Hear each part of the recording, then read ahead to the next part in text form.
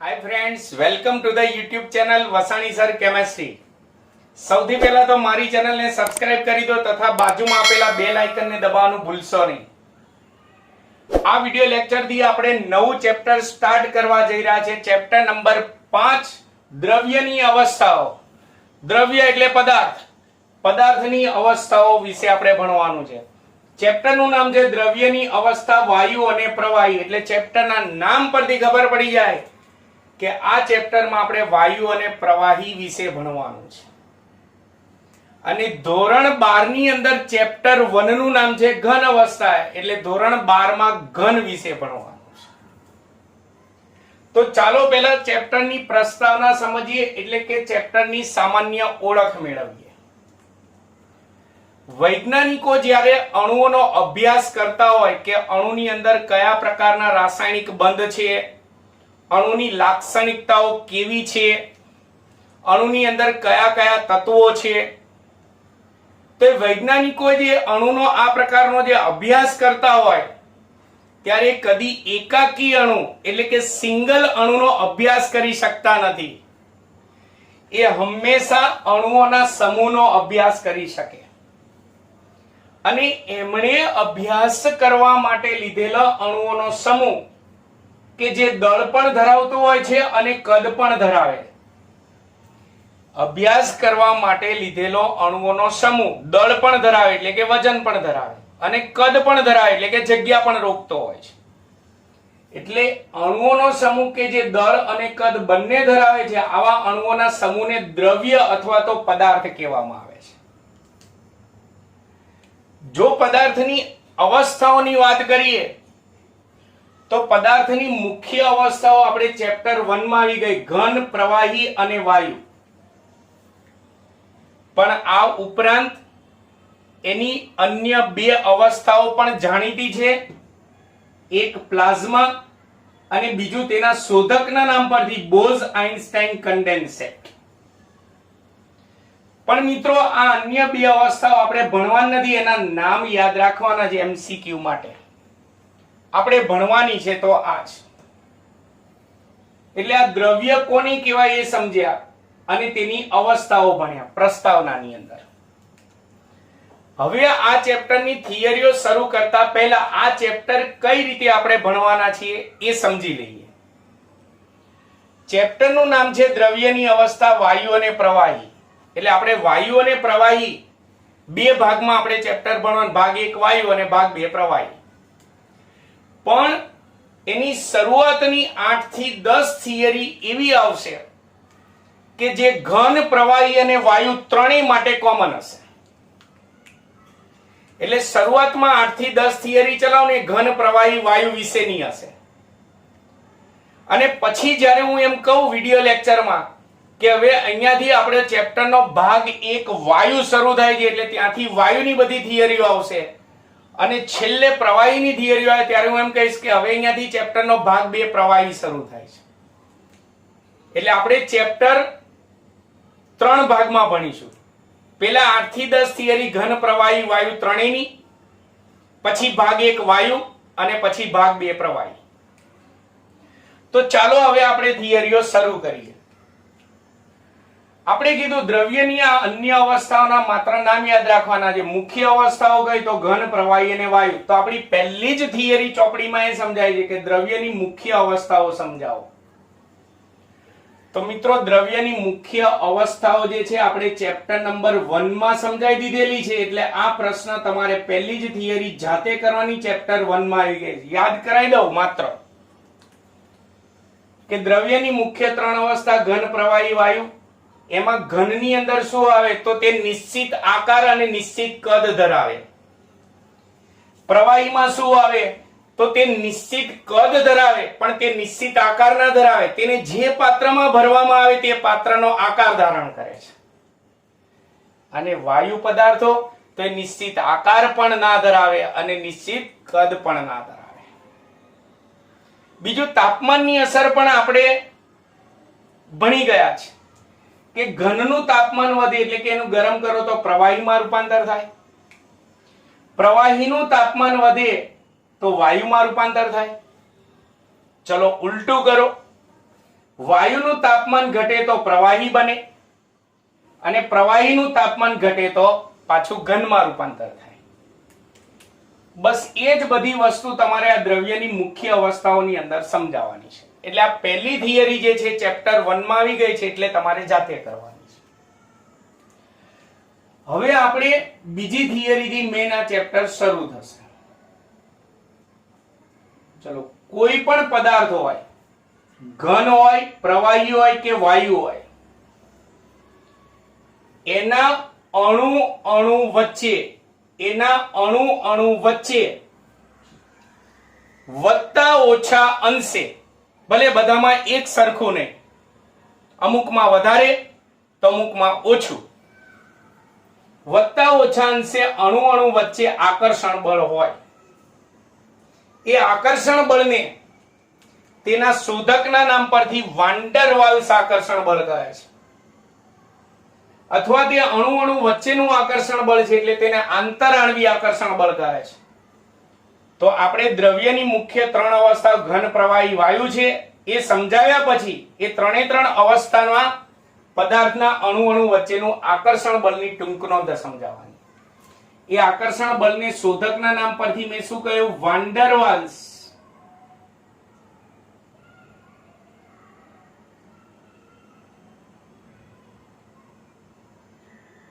આકર્ષણ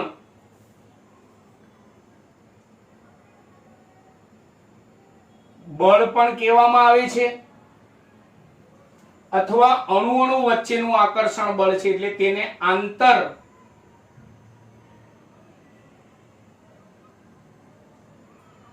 આણવીય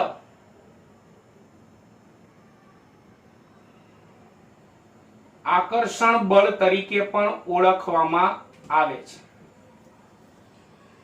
તમારે 11-12 સાયન્સની અંદર અન્ય ચેપ્ટરોમાં એમાં ખાસ કરીને ઓર્ગેનિકમાં જ્યારે પણ કાર્બનિક પદાર્થના ભૌતિક ગુણધર્મો સમજવાના આવશે ઓર્ગેનિકમાં, ત્યારે તમારે આ વાન ડર વાલ્સ આકર્ષણ બળનો ઉલ્લેખ લગભગ ઓર્ગેનિકના દરેક ચેપ્ટરમાં કરવાનો થશે. એટલે આ આકર્ષણ બળ તમારા માટે very very very very most IMP છે. ચલો, આ વાન ડર વાલ્સ આકર્ષણ બળ સમજાવવું એ પહેલા રફકામમાં કંઈક સમજો. પહેલા થોડું ઘણું ચેપ્ટર 4 માં તમારે આવે કે 2 કે તેથી વધારે પરમાણુ, હું 2 દોરીશ પણ યાદ રાખજો 2 કે તેથી વધારે પરમાણુઓ પણ હોઈ શકે. 2 કે તેથી વધારે પરમાણુ કે આયનો, ફરીવાર બોલું છું, 2 કે તેથી વધારે પરમાણુઓ કે આયનો આકર્ષણ બળથી જોડાય અને અણુ બનાવે. આકર્ષણ બળથી જોડાઈને અણુ બનાવે તો અણુની અંદર આ પરમાણુઓ વચ્ચેનું આકર્ષણ બળ જે હોય એને રાસાયણિક બંધ કહેવાય. એટલે રાસાયણિક બંધ શું છે? તો પરમાણુ કે આયનો વચ્ચેનું આકર્ષણ બળ, પરમાણુ કે આયનો વચ્ચેનું આકર્ષણ બળ, પરમાણુ કે આયનો વચ્ચેનું આકર્ષણ બળ. ચેપ્ટર 4 માં આ અણુની અંદર પરમાણુઓ વચ્ચેનું આકર્ષણ બળ એટલે કે રાસાયણિક બંધ તમારે 2 પ્રકારના ચેપ્ટર 4 માં ભણવાના આવે, આયનીય બંધ અને સહસંયોજક બંધ. આમ જો કે 8, 9, 10 માં તમે ભણ્યા છો, ઇલેક્ટ્રોનની આપલેથી અહીંયા જે રાસાયણિક બંધ બને એને આયનીય બંધ કહેવાય, અને આ બંને વચ્ચે ઇલેક્ટ્રોનની ભાગીદારીથી બંધ બને તેને સહસંયોજક બંધ કહેવાય. આ મેં રાસાયણિક બંધ એટલે કે આ મેં આકર્ષણ બળો કયા સમજાયા? અણુની અંદર પરમાણુઓ વચ્ચેના. આપણે કયું ભણવાનું છે? અણુ વચ્ચેનું. આપણે અણુની અંદરના નથી ભણવાના, અણુની બહારથી અણુ વચ્ચેનું આકર્ષણ બળ ભણવાનું, જેનું નામ છે વાન ડર વાલ્સ આકર્ષણ બળ અથવા આંતરાણવીય આકર્ષણ બળ, જેની ટૂંક નોંધ ભણવાની છે. આની ટૂંક નોંધનો પહેલો મુદ્દો જે સમજવો હોય તો પેલા અહીંયા રફકામમાં સમજજો. આ ચેપ્ટરમાં આપણે કેટલાક વાયુના નિયમો આવશે, એના ઉપરથી દાખલા પણ આવશે. વાયુના નિયમો આવશે હજી આ ચેપ્ટરમાં. બીજું એક આદર્શ વાયુ સમીકરણ આવશે, પીવી બરાબર nRT. આગળ જતા ચેપ્ટરમાં આવશે, પણ અત્યારે આનો પહેલો મુદ્દો સમજવા માટે સમજો. ધારો કે હું પ્રયોગ કરી રહ્યો છું વાયુ વિશેનો. એ પ્રયોગ દરમિયાન શરૂઆતમાં મારી પાસે જે વાયુ છે એ વાયુના નિયમો અને આ સમીકરણ બંનેનું પાલન કરે છે, તો ત્યારે તે વાયુ આદર્શ વર્તણૂક દર્શાવે છે તેમ કહેવાય. ત્યારે તે વાયુની વર્તણૂક આદર્શ છે તેમ કહેવાય. હવે ધારો કે મેં પ્રયોગ કરવાનું ચાલુ કર્યું. ધીમે ધીમે પ્રયોગ મારો આગળ વધતો જાય છે અને ધીમે ધીમે મેં લીધેલા વાયુ આ નિયમો અને આ સમીકરણનું પાલન કરતા નથી, તો એ જ વાયુઓ વિચલન દર્શાવે છે તેમ કહેવાય. એટલે આ ચેપ્ટરમાં આગળ જતા આવશે. વાયુના નિયમો અને આ પીવી બરાબર nRT નું પાલન કરે તો તે વાયુ આદર્શ વર્તણૂક દર્શાવે છે તેમ કહેવાય, અને પાલન ન કરે તો તે વાયુઓ વિચલન દર્શાવે છે તેમ કહેવાય. તો ચાલો હવે આપણે આ ટૂંક નોંધ શરૂ કરીએ. પેલા એની ઓળખ સમજો, ડાયરેક્ટ એની વ્યાખ્યા નહીં. વ્યાખ્યા તો છે કે અડધી ટૂંક નોંધે આવશે. કે વાયુઓની આદર્શ વર્તણૂકથી, એટલે કે આનું પાલન કરતા હોય ત્યાંથી, મેં તમને હમણાં કીધું પ્રયોગ કર્યો ત્યારે શરૂઆતમાં વાયુ, મેં જે વાયુ લીધો પ્રયોગ દરમિયાન આનું પાલન કરે છે, તો એનો મતલબ શરૂઆતમાં તે આદર્શ વર્તણૂક દર્શાવે છે. પછી ધીમે ધીમે પ્રયોગ આગળ વધે છે, આનું પાલન કરતો નથી, તો એ વિચલન દર્શાવે છે. તો વાયુની એ આદર્શ વર્તણૂકથી વિચલન સુધીનો અભ્યાસ વાન્ડરવાલ્સ નામના વૈજ્ઞાનિકે કર્યો. ફરી એકવાર, ક્યાંથી ક્યાં સુધીનો અભ્યાસ કર્યો? તો વાયુઓની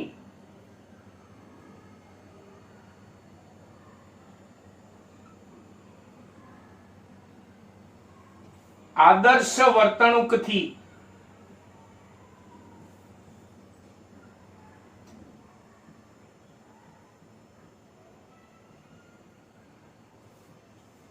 વિચલન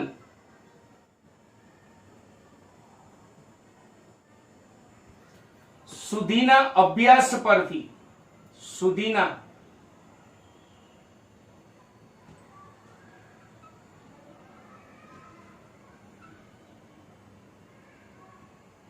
અભ્યાસ પરથી હું હવે મુદ્દા ટૂંકમાં લખીશ. વાયુઓની આદર્શ વર્તણૂકથી વિચલન સુધીના અભ્યાસ પરથી વાન્ડરવાલ્સ નામના વૈજ્ઞાનિકે પદાર્થના અણુ વચ્ચેનું નિર્બળ આકર્ષણ બળ રજૂ કર્યું એટલે કે શોધ્યું.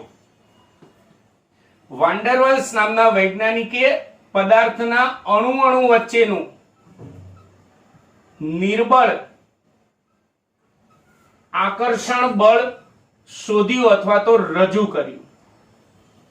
જોજો હજી એનું નામ નથી પડ્યું. પહેલા તો એને જે આ અણુ વચ્ચેનું આકર્ષણ બળ જે શોધ્યું છે એ નિર્બળ છે, પ્રબળ નથી, સ્ટ્રોંગ નથી. પહેલા તો આ મગજમાં ધ્યાન રાખજો. હવે એમણે જે આ આકર્ષણ બળ શોધ્યું, નિર્બળ આકર્ષણ બળ, હજી મુદ્દો શરૂ છે. હવે હું આ ભૂસી નાખું છું, ડીપમાં થોડું સમજતા રહેજો. એમણે આ જે અણુ વચ્ચેનું નિર્બળ આકર્ષણ બળ શોધ્યું, એ આકર્ષણ બળને અન્ય આકર્ષણ બળો વડે, હું એમ બોલું ને અન્ય આકર્ષણ બળો એટલે તમારે સમજેલા ને, અણુની અંદર રહેલા આયનીય બંધ અથવા તો અણુની અંદર રહેલા સહસંયોજક બંધ. તો આ જે નિર્બળ આકર્ષણ બળ એમણે શોધ્યું, એ નિર્બળ આકર્ષણ બળને અન્ય આકર્ષણ બળો વડે એટલે કે આયનીય બંધ કે સહસંયોજક બંધ વડે સમજાવી શકાતું નહોતું. કારણ કે આયનીય બંધ ધરાવતા અણુઓ વચ્ચે પણ લાગતું હતું અને સહસંયોજક બંધ ધરાવતા અણુઓ વચ્ચે પણ લાગતું હતું. એટલે આ નિર્બળ આકર્ષણ બળને અણુમાંના અન્ય આકર્ષણ બળો વડે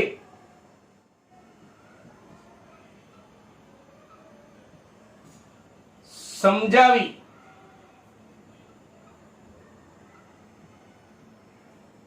શકાતું ન હોવાથી આ આકર્ષણ બળને તેના શોધકના નામ પરથી વાન ડેર વાલ્સ આકર્ષણ બળ કહેવામાં આવે છે અથવા તો આંતર આણ્વીય આકર્ષણ બળ કહે છે. હા, જો એ ફક્ત આયનીય બંધ ધરાવતા અણુઓની વચ્ચે લાગતું હોત તો એનું નામ કંઈક આયનીય બંધ પરથી હોત, અથવા તો જો તે માત્ર સહસંયોજક બંધ ધરાવતા અણુઓ વચ્ચે લાગતું હોત તો એનું નામ કંઈક સહસંયોજક બંધ પરથી હોત. પણ એ તો આયનીય બંધ ધરાવતા અણુઓ વચ્ચે પણ પ્રવર્તેલું હોય છે અને સહસંયોજક બંધ ધરાવતા અણુઓ વચ્ચે પણ પ્રવર્તેલું હોય છે. એટલે છેવટે પછી એનું નામ તેના શોધકના નામ પરથી વાન ડેર વાલ્સ આકર્ષણ બળ અથવા આંતરાણવીય આકર્ષણ બળ રાખવામાં આવ્યું. ક્લિયર છે આટલું? આ એની ઓળખ થઈ. એટલે મુદ્દો આ રીતે થશે: વાયુઓની આદર્શ વર્તણૂકથી વિચલન સુધીના અભ્યાસ પરથી વાન ડેર વાલ્સે પદાર્થના અણુ વચ્ચેનું નિર્બળ આકર્ષણ બળ રજૂ કર્યું, જેને અન્ય આકર્ષણ બળો વડે સમજાવી શકાતા ન હોવાથી તેને વાન ડેર વાલ્સ આકર્ષણ બળ અથવા આંતરાણવીય આકર્ષણ બળ કહે છે. આ એની ઓળખ થઈ. અને હું અન્ય આકર્ષણ બળ કહું ને એટલે આ તમારે સમજી જ લેવાનું. ચલો પછી આગળ હજી એની ઓળખ, હજી આગળ એના આપણે મુદ્દા સમજીએ. તો આ આકર્ષણ બળ જે છે તે સાર્વત્રિક છે. તે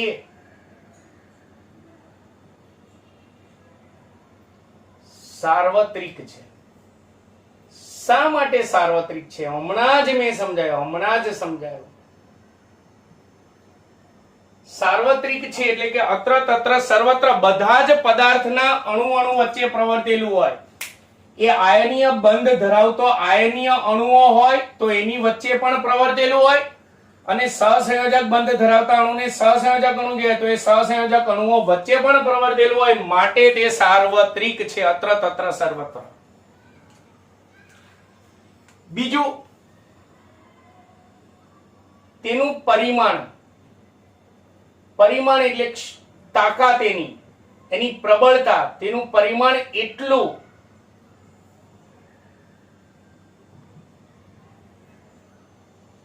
ઓછું હોય છે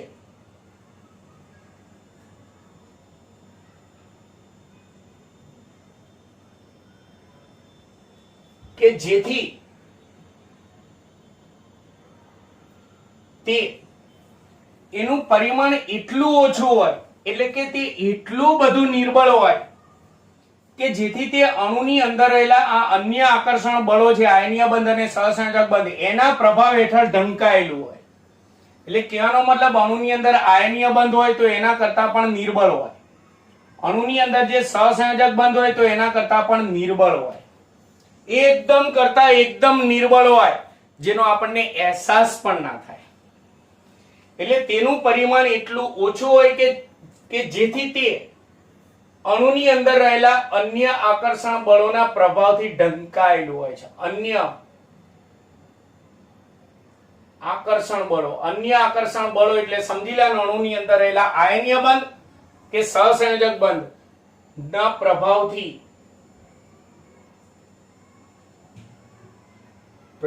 હેઠળ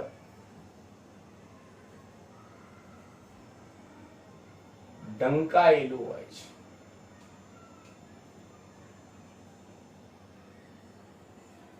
પછી તે પદાર્થના કોઈ પણ પદાર્થના અણુ વચ્ચે લાગે, પણ એના માટેની શરત કે એના માટે પદાર્થના અણુ વચ્ચેનું અંતર મિનિમમ કેટલું હોય છે તો 4.5 એંગસ્ટ્રોમ સુધી જ પ્રવર્તે. જો અણુ વચ્ચેનું અંતર 4.5 એંગસ્ટ્રોમ થી વધી જાય તો તે પ્રવર્તતું નથી. એટલે કેટલા અંતર સુધી પ્રવર્તે તો તે પદાર્થના અણુ વચ્ચેનું અંતર 4.5 એંગસ્ટ્રોમ અંતર સુધી જ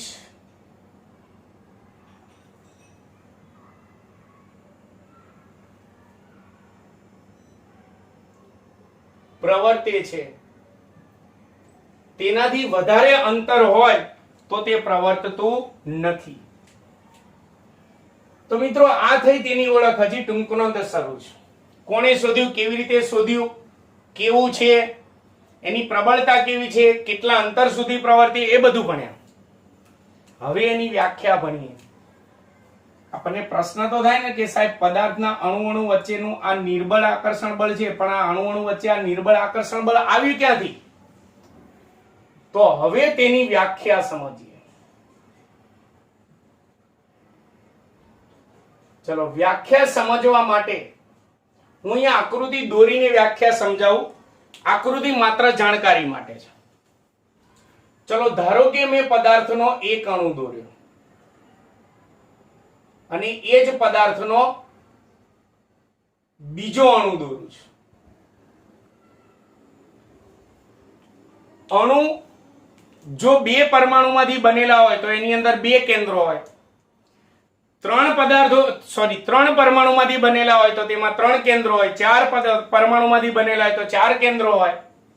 હું અત્યારે આની વ્યાખ્યા સમજવા માટે એક કેન્દ્ર દોરું. કેન્દ્ર ધન વીજભારિત હોય કારણ કે એમાં પ્રોટોન હોય. હું અત્યારે એક કેન્દ્ર દોરું છું. ધ્યાન રાખજો અણુમાં એક કરતા વધારે કેન્દ્રો હોય. તો અણુની સપાટી પરના ઇલેક્ટ્રોન એટલે સંયોજકતા ઇલેક્ટ્રોન, બાહ્યતમ કક્ષાના ઇલેક્ટ્રોન. એક અણુના સંયોજકતા ઇલેક્ટ્રોન અથવા તો સપાટી પરના ઇલેક્ટ્રોન અને બીજા અણુના કેન્દ્ર ઇલેક્ટ્રોન ઋણ વીજભારી છે, કેન્દ્ર ધન વીજભારી છે, તો આ બંને વચ્ચે નિર્બળ આકર્ષણ બળ ઉત્પન્ન થાય. એ જ રીતે આ અણુના સપાટી પરનો ઇલેક્ટ્રોન અને આ અણુના કેન્દ્ર વચ્ચે નિર્બળ આકર્ષણ બળ ઉત્પન્ન થાય. આ નિર્બળ આકર્ષણ બળને જ કયું આકર્ષણ બળ કહેવાય? વાન ડેર વાલ્સ આકર્ષણ બળ અથવા અંતરાણુય આકર્ષણ બળ. તો આની વ્યાખ્યા આ રીતે થશે. એક અણુની સપાટી પરના ઇલેક્ટ્રોન અને બીજા અણુના કેન્દ્ર વચ્ચે પ્રવર્તતા નિર્બળ આકર્ષણ બળને વાન ડેર વાલ્સ આકર્ષણ બળ કહે છે. ફરી એકવાર બોલું છું. એક અણુની સપાટી પરના ઇલેક્ટ્રોન અને બીજા અણુના કેન્દ્ર વચ્ચે પ્રવર્તતા નિર્બળ આકર્ષણ બળને વાન ડેર વાલ્સ આકર્ષણ બળ કહે છે. ચલો પછી આગળ. હવે આપણને એમ થાય કે સાહેબ તમે કીધું કે એકદમ નિર્બળ હોય, જેનો આપણને અહેસાસ પણ ના થાય, તે અન્ય આકર્ષણ બળોના પ્રભાવથી ઢંકાયેલું હોય, એટલું નિર્બળ હોય, તો આપણે શા માટે તેનો અભ્યાસ કરીએ છીએ? ચલો તે નિર્બળ ખરું. ધારો કે હું પહેલા એક વ્યવહારુ ઉદાહરણ આપું. મેં ક્લાસની અંદર 50 વિદ્યાર્થીઓ છે, એમાં મેં કેમેસ્ટ્રીની 100 ગુણની પરીક્ષા લીધી. એમાંથી હું 3 છોકરાને આગળ બોલાવું છું સ્ટેજ ઉપર. સમજો એની એમાં એક છોકરાને 100 માંથી 5 માર્ક્સ આવ્યા છે, એક છોકરાને 100 માંથી 10 માર્ક્સ આવ્યા છે અને ત્રીજા છોકરાને 100 માંથી 15 માર્ક્સ આવ્યા છે. એટલે ત્રણેય છે ડફોળ જ.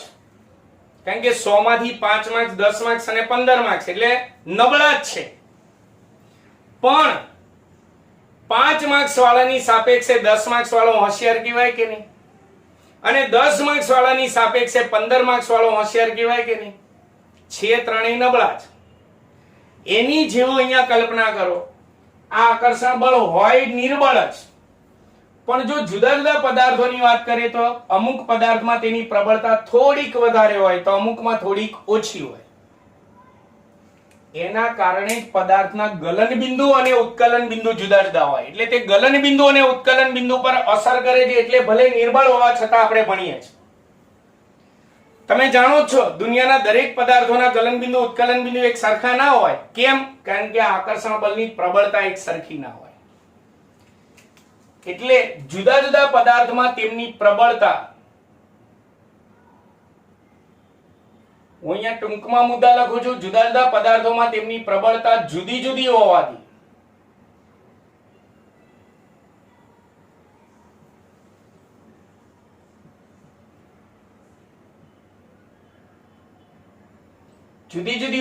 જુદા જુદા પદાર્થોના ગલન બિંદુ અને ઉત્કલન બિંદુ જુદા જુદા હોય છે. ગલન બિંદુ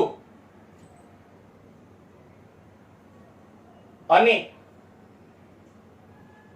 ઉત્કલન બિંદુ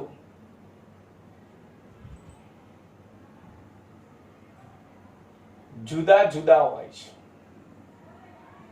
એટલે કે તે પદાર્થના ગલન બિંદુ અને ઉત્કલન બિંદુ પર અસર કરે છે, માટે તે નિર્બળ હોવા છતાં આપણે ભણવાનું છે. પછી જો કોઈ પદાર્થના અણુ વચ્ચેની તેની પ્રબળતા થોડી વધારે હોય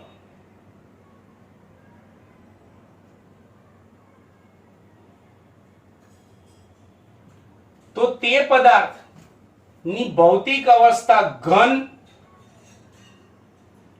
અથવા પ્રવાહી હોય, અને જો તેની પ્રબળતા અતિશય નહીવત હોય તો તે પદાર્થ વાયુ સ્વરૂપે હોય. એટલે એનો મતલબ આની પ્રબળતા પરથી જ પદાર્થની ભૌતિક અવસ્થા નક્કી થાય. ઘનમાં સૌથી વધુ પ્રબળ હોય, પ્રવાહીમાં થોડું નિર્બળ હોય અને વાયુમાં બિલકુલ નહીવત હોય. એટલે આમ જો તો ભલે નિર્બળ છે પણ તે પદાર્થના ગલન બિંદુ ઉત્કલન બિંદુ ઉપર પણ અસર કરે ને તે પદાર્થની મુખ્ય ભૌતિક અવસ્થા પર પણ અસર કરે છે. એની પ્રબળતાના આધારે જ આપણો પદાર્થ કઈ અવસ્થા પ્રાપ્ત કરશે, ઘન, પ્રવાહી કે વાયુ, તે નક્કી થાય. ચલો ત્યાર પછી હવે અહીંયા આપણે કીધું કે જુદા જુદા પદાર્થોમાં તેની પ્રબળતા જુદી જુદી હોય. અમુકમાં પ્રબળતા વધારે હોય, અમુકમાં ઓછી હોય. કેમ, શા માટે, બધામાં એક સરખું કેમ નથી? તો કારણ કે તેના ઉપર 4 પરિબળો અસર કરે છે. તો આ આકર્ષણ બળ પર અસર કરતા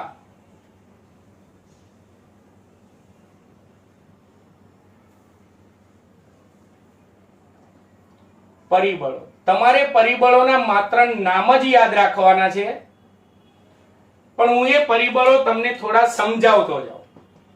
તો આ આકર્ષણ બળ ઉપર 4 પરિબળો અસર કરે ને 4 પરિબળોના લીધે જુદા જુદા પદાર્થમાં તેની પ્રબળતા જુદી જુદી હોય, એટલે ગલન બિંદુ અને ઉત્કલન બિંદુ જુદા જુદા હોય. જેમ કે એના ઉપર અસર કરતો પહેલું પરિબળ ચેપ્ટર 4 માં જુદા જુદા અણુઓના આકાર જુદા જુદા હોય એવું ભણવામાં આવશે. દરેક અણુના આકાર એક સરખા ન હોય. અમુક પદાર્થના અણુઓ સમચતુષ્ફલકીય આકારના હોય, અમુક પદાર્થના અણુઓ રેખીય હોય. તો આકાર બદલાય ને તો એની પ્રબળતા બદલાય. એટલે તેના પર અસર કરતું પહેલું પરિબળ આવશે અણુનો આકાર.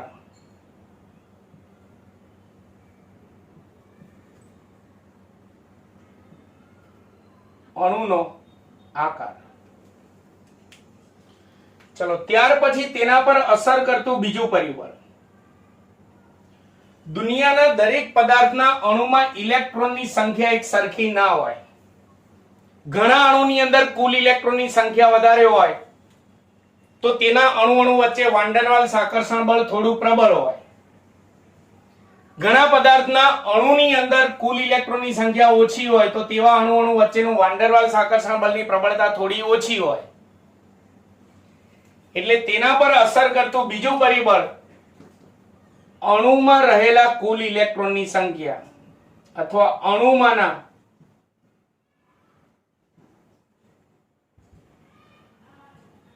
કુલ ઇલેક્ટ્રોનની સંખ્યા. એમાં યાદ રાખજો, જેમ કુલ ઇલેક્ટ્રોનની સંખ્યા અણુમાં વધારે હોય ને એમ એની પ્રબળતા વધારે હોય, અને કુલ ઇલેક્ટ્રોનની સંખ્યા ઓછી હોય તેમ તેની પ્રબળતા ઓછી હોય.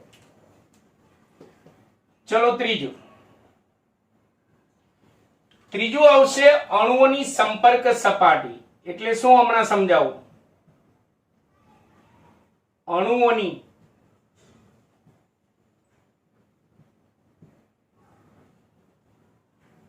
સંપર્ક સપાટી તેના ઉપર અસર કરે. એટલે શું, જો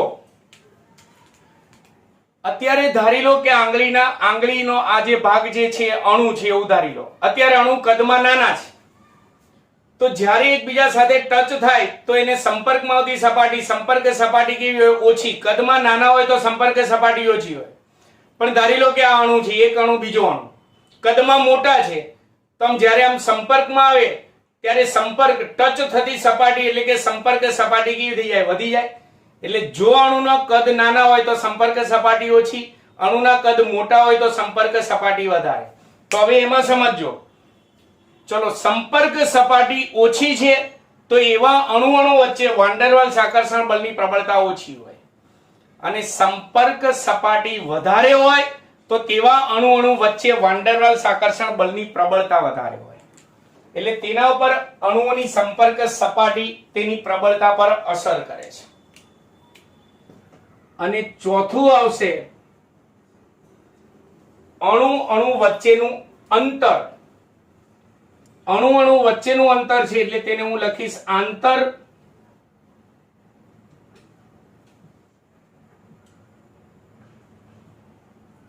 આણ્વીય અંતર. જો અણુઓ નજીક હશે તો પ્રબળતા એની વધારે હશે, અણુ વચ્ચેનું અંતર વધતું જશે તેમ એની વચ્ચેનું આકર્ષણ બળની પ્રબળતા ઘટતી જશે. એટલે તેના પર અસર કરતું ચોથું પરિબળ છે આંતર આણ્વીય અંતર છે. આ ચાર પરિબળોના લીધે જુદા જુદા પદાર્થોમાં તેની પ્રબળતા જુદી જુદી હોય, જેથી ગલન બિંદુ ઉત્કલન બિંદુ જુદા જુદા હોય અને પદાર્થની ભૌતિક અવસ્થાઓ ઘન, પ્રવાહી, વાયુ જુદી જુદી હોય. તો મિત્રો આ થઈ વાન ડેર વાલ્સ આકર્ષણ બળની ટૂંક નોંધ થઈ. યાદ રાખજો, પદાર્થના અણુ વચ્ચેનું નિર્બળ આકર્ષણ બળ છે, મેઇન વસ્તુ યાદ રાખજો. બીજું તે સાર્વત્રિક છે એટલે કે દરેક આયનીય બંધ ધરાવતા પદાર્થના અણુઓ વચ્ચે પણ લાગે અને સહસંયોજક બંધ ધરાવતા પદાર્થના અણુઓ વચ્ચે પણ તે પ્રવર્તેલું હોય. ઓર્ગેનિકની અંદર તમારે ઘણી બધી જગ્યાએ આ આકર્ષણ બળનો ઉપયોગ થશે, એટલે આ થિયરી ખાસ કરવી બધાએ very very very very most important theory. ચલો તેના પર અસર કરતા પરિબળો છે એના ઉપરથી આપણે એક કારણ બનાવીએ. મિત્રો આવા કારણો જે છે તમારે ચોપડીમાં થિયરી આપેલી હોય પછી કારણો સમજાવેલા ના હોય પણ આવા કારણો પૂછી શકે. જેમ કે હું આના ઉપરથી એક કારણ બનાવું એટલે આપણે ક્વેશ્ચન નંબર 3 ભણીશું કારણ. ચલો અહીંયા જ લખો અથવા ચાલશે. ચલો અહીંયા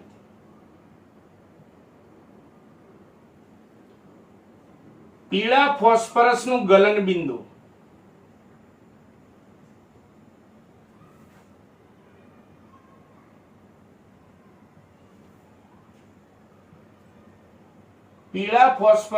ગલન બિંદુ એ રોમ્બિક સલ્ફર કરતા નીચું હોય છે. રોમ્બિક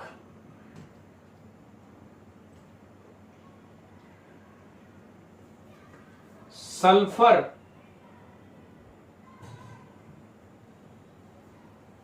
કરતા નીચું હોય છે.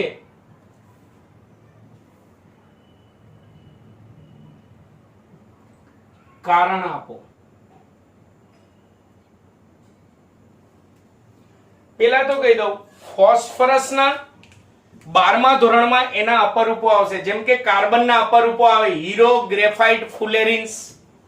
તેવી રીતે તમારે 12મા ધોરણમાં ફોસ્ફરસના 3 અપરૂપો આવશે, પીળો ફોસ્ફરસ, રાતો ફોસ્ફરસ અને કાળો ફોસ્ફરસ. એમાં સૌથી વધુ સ્થાયી ફોસ્ફરસ પીળો ફોસ્ફરસ હોય, એટલે આપણે અહીંયા પીળા ફોસ્ફરસનું ઉદાહરણ લીધું છે. એ જ રીતે સલ્ફર જે છે એના 2 અપરૂપો આવે, રોમ્બિક સલ્ફર અને મોનોક્લિનિક સલ્ફર. એમાં સૌથી વધુ સ્થાયી હોય તો રોમ્બિક સલ્ફર છે, એટલે આપણે રોમ્બિક સલ્ફરનું ઉદાહરણ લીધું છે. આપણે અહીંયા સાબિત કરવું છે કે પીળા ફોસ્ફરસનું ગલન બિંદુ એ રોમ્બિક સલ્ફર કરતા નીચું હોય છે. આપણે આનો ઉપયોગ કરવાનો છે. તો ચાલો પેલા કારણ 2 ભાગમાં સમજો, સરખામણી કરીએ પીળા ફોસ્ફરસની અને રોમ્બિક સલ્ફરની, અને પછી એના ઉપરથી આપણે કારણ સોલ્વ કરીએ. એક બાજુ હું લખું છું પીળો ફોસ્ફરસ,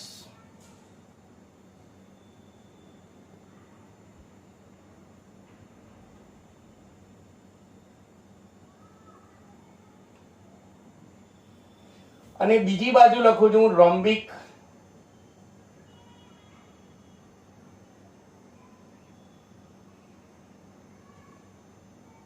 સલ્ફર લખું. ચલો બંનેની આપણે સરખામણી કરવાની છે. સૌથી પહેલા તો પીળો ફોસ્ફરસ જે છે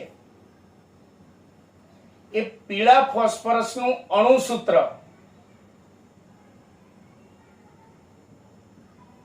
P4 છે. P4 એટલે એના એક અણુમાં 4 ફોસ્ફરસના પરમાણુઓ આકર્ષણ બળથી એટલે કે રાસાયણિક બંધથી જોડાયેલા હોય. અને રોમ્બિક સલ્ફર જે છે તેનું અણુસૂત્ર S8 છે. એટલે એના એક અણુમાં 8 સલ્ફરના પરમાણુ આકર્ષણ બળથી એટલે કે રાસાયણિક બંધથી જોડાયેલા હોય. આ બંનેના અણુસૂત્રો થયા. ચલો હવે બંનેના એક અણુમાં રહેલા કુલ ઇલેક્ટ્રોનની સંખ્યા, એક અણુમાં કુલ ઇલેક્ટ્રોનની સંખ્યા. તો ફોસ્ફરસનો પરમાણુ ક્રમાંક 15, તો એક પરમાણુમાં 15 ઇલેક્ટ્રોન હોય. તેવા P4 છે તો 15 ચોક 60 એટલે એક અણુમાં એક પરમાણુમાં 15 ઇલેક્ટ્રોન. એવા અણુમાં 4 પરમાણુ છે એટલે એક અણુની અંદર 15 ચોક 60 ઇલેક્ટ્રોન હોય. ચલો રોમ્બિક સલ્ફર ની અંદર વાત કરીએ તો કુલ ઇલેક્ટ્રોન, સલ્ફરનો પરમાણુ ક્રમાંક 16 એટલે એક સલ્ફરના પરમાણુની વાત કરીએ તો એમાં 16 ઇલેક્ટ્રોન હોય. પણ એક અણુમાં ગણવા છે તો 16 ઇલેક્ટ્રોન એક પરમાણુમાં. એવા S8 છે એક અણુમાં, એવા 8 પરમાણુ એટલે એક અણુમાં 16 × 128 ઇલેક્ટ્રોન હોય. તો તમે જો આના એક અણુમાં રહેલા કુલ ઇલેક્ટ્રોનની સંખ્યા ઓછી, આના એક અણુમાં રહેલા કુલ ઇલેક્ટ્રોનની સંખ્યા વધારે. તો મેં અહીંયા જ તમને કીધું ઇલેક્ટ્રોનની સંખ્યા વધારે તો એના અણુ વચ્ચેનું વાન ડેર વાલ્સ આકર્ષણ બળની પ્રબળતા વધારે હોય. અને ઇલેક્ટ્રોનની સંખ્યા ઓછી તો અણુ વચ્ચેનું વાન ડેર વાલ્સ આકર્ષણ બળની પ્રબળતા ઓછી હોય. હજી બીજું, આના એક અણુમાં સલ્ફરના 8 પરમાણુ છે એટલે આના અણુઓ કદમાં મોટા હોય. જ્યારે આના એક અણુમાં 4 ફોસ્ફરસના પરમાણુ એટલે આની સરખામણીમાં આના અણુનું કદ કેવું હોય? નાનું હોય. તો મેં હમણાં સંપર્ક સપાટીનું સમજાયું હાથના ઈશારા દ્વારા. અણુનું કદ નાનું હોય તો એની સંપર્ક સપાટી ઓછી હોય અને અણુનું કદ મોટું હોય તો સંપર્ક સપાટી કેવી હોય? વધારે. તો રોમ્બિક સલ્ફરની સરખામણીમાં પીળા ફોસ્ફરસના અણુનું કદ નાનું હોવાથી તેની સંપર્ક સપાટી ઓછી હોય છે.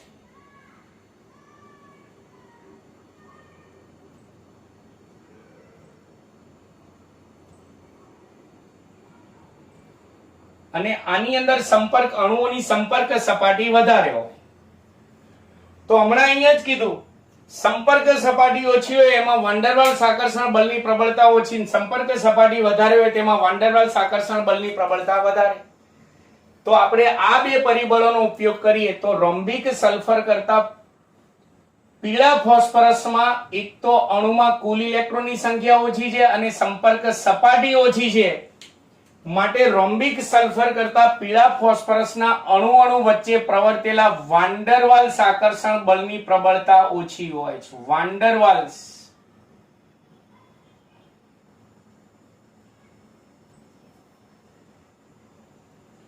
આકર્ષણ બળની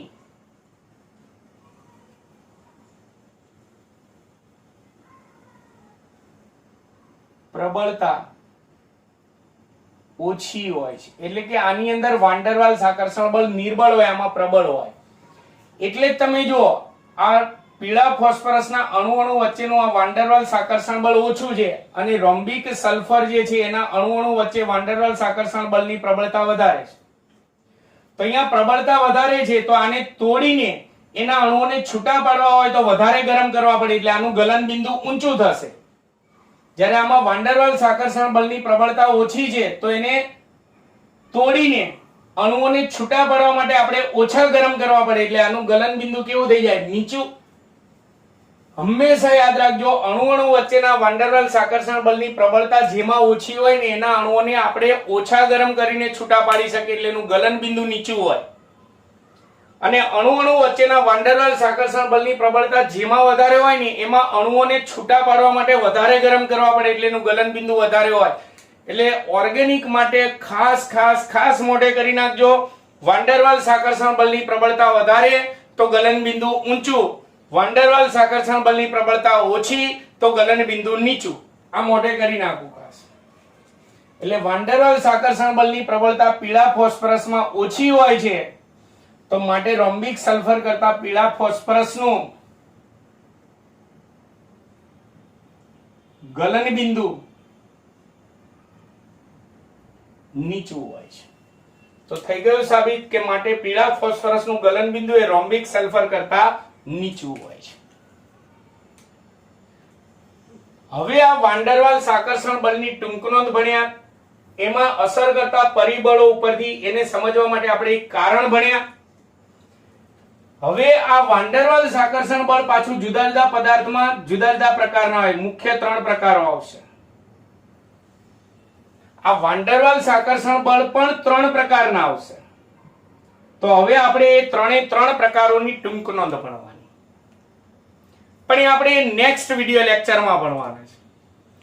તો મિત્રો ટૂંકમાં રિવિઝન કરી જઈએ કે આપણે આ વિડિયો લેક્ચરમાં શું ભણ્યા. તો પહેલા તો દ્રવ્ય કોને કહેવાય તેની મુખ્ય અવસ્થાઓ કઈ, અન્ય અવસ્થાઓ કઈ એ ભણ્યા. પછી દ્રવ્યની મુખ્ય અવસ્થાઓ સમજાવો. ઘન, પ્રવાહી, વાયુ તો એ ચેપ્ટર 1 માં ચલાવી દીધું, જાતે કરવાનું. પછી ઘન હોય, પ્રવાહી કે વાયુ હોય, અણુ વચ્ચે પ્રવર્તતું નિર્બળ આકર્ષણ બળ વાંડરવાલ્સ આકર્ષણ બળ ભણ્યા. એની ટૂંક નોંધ ભણ્યા. એના ઉપરથી કારણ ભણ્યા. હવે એના પ્રકારો આવશે જે નેક્સ્ટ લેક્ચરમાં ભણીશું. તો મિત્રો ખરેખર તમને મારો વિડિયો લેક્ચર કેવો લાગ્યો? જો સારો લાગ્યો હોય તો તમે સારી કમેન્ટ કરો. મારા વિડિયોને લાઈક અને સબસ્ક્રાઇબ કરવાનું ભૂલતા નહીં. નમસ્કાર.